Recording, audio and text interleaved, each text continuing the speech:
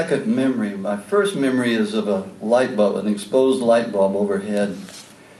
Back in East Houston, it rained pretty much like it's raining here in Ohio these days, all the time. And back in the turn of the century, I guess, in the early 20th century, they used to wallpaper ceilings and walls, because I remember this light bulb and this wallpaper hanging down. It looked like cotton candy hanging down.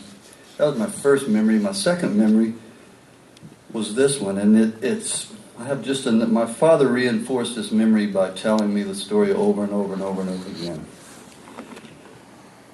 Not long after my second birthday, Hank Williams made his next to last public appearance at Cook's Hoedown, East Houston's premier hillbilly night spot.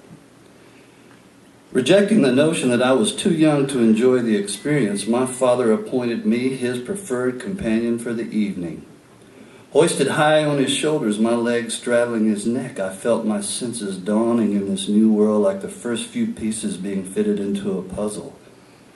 The eddy of cool air wafting down from overhead awakened the feeling I was somewhere very different from my usual surroundings. The hush of anticipation in the audience stirring the suspicion that I was part of something incomprehensibly great.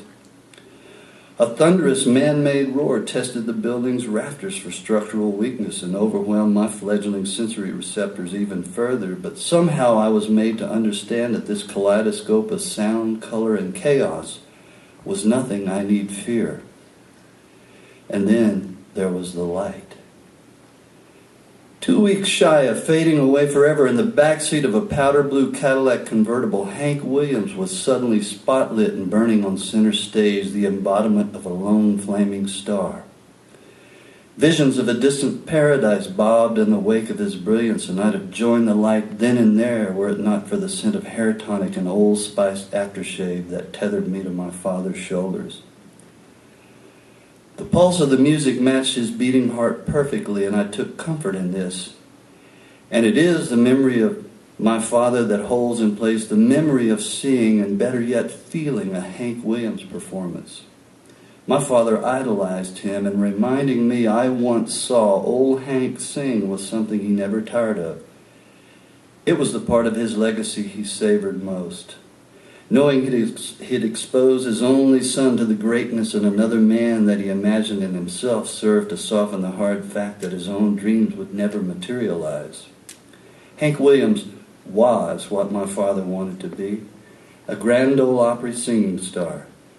Taking me to see him perform was his way of saying, "Look at me up there on that stage, son. That's who I really am." This is the truest picture of my father that I own, though at times I strain to see it.